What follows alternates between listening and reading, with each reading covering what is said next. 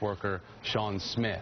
Two others have yet to be identified. Joining me now live is Democratic Congresswoman Loretta Sanchez of California, member of the House Armed Services Committee. Congresswoman, it's nice to have you with me this morning to talk about this, especially with your insider observations. President Obama, though, vowing that those responsible are going to be brought to justice. We're also hearing that as many as 200 Marines being sent to the shores of Tripoli to bolster security.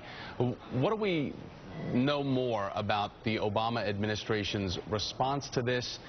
Because some people, as Mitt Romney has come out to attack the president's response, would say that maybe America took its eye off the ball of the tensions within Libya, especially for something as their film that happened to spark outrage is now responsible for these 4 American deaths.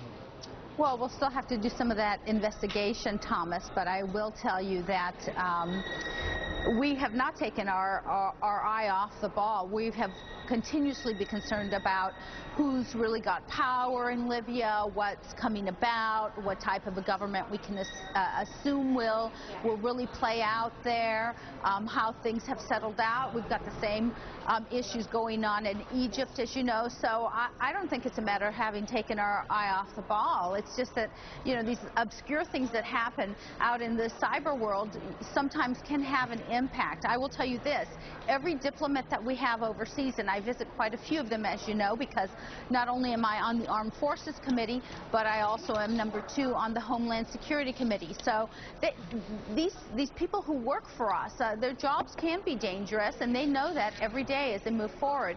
And we're very saddened by, I think it's been a long time since we've seen something like this, especially our ambassador and 3 other staff. So we're very saddened by that. But certainly, I would not take on President Obama.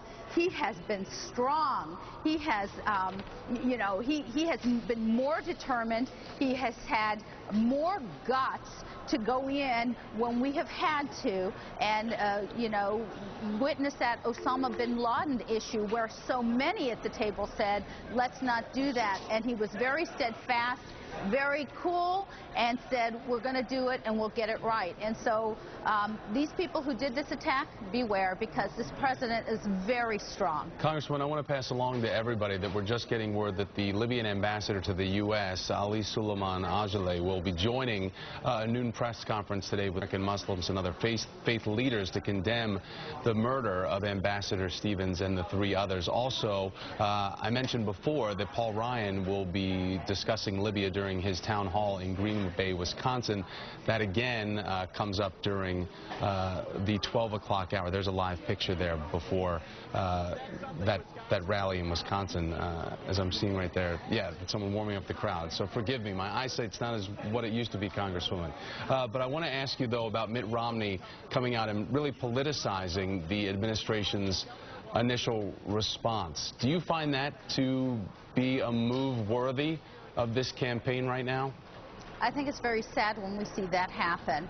One of the things that we know is that as we go overseas, as we conduct foreign policy, you know, we are one. And, you know, Mitt Romney just doesn't have the experience in this arena. I mean, this is it's really sad, but it's sort of like a T-ball move, you know. He doesn't understand how important it is for Americans to be united on this front. And I feel sad that he would come out and attack the president when we have been working very hard as a team to ensure that the Arab Spring comes to a place where we have stable countries and where we have countries and governments that we can work with, because certainly the people of Libya and the people of Egypt and other places of this type are supportive of Americans. They do like Americans, and we need to ensure that we can work with their governments and help those people have a better future, because when they have a better future, we have a better future in the world. Congresswoman, while you say that, we're seeing the images and showing the images of Egyptians in Cairo tearing down the American flag, ripping it to pieces,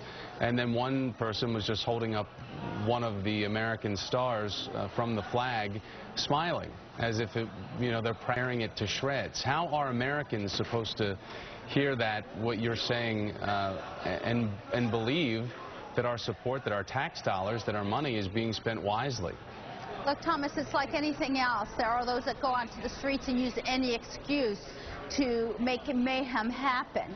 The reality is, and you probably don't know this, but when in my younger years, I actually lived in Cairo, Egypt, and it was right after the Camp David Accords. There is a very strong desire by these people to keep pushing forward, to have a democracy. They feel, many of them, very indebted to the Americans, not just for Camp David and what put them on a more prosperous future, but they are very hopeful that once things settle out from this Arab Spring, that in fact their children will have a future, and that's what they care about. They're no different than we are when they look at the future. When we look at the future of America and say, you know, we want our children to have a better world to live in. And I know many Egyptians personally, and I know that that's the way they feel. Congresswoman Loretta Sanchez, thank you for joining me this morning. I appreciate it. Thank you, Thomas. And we're going to be right back after this. Stay tuned.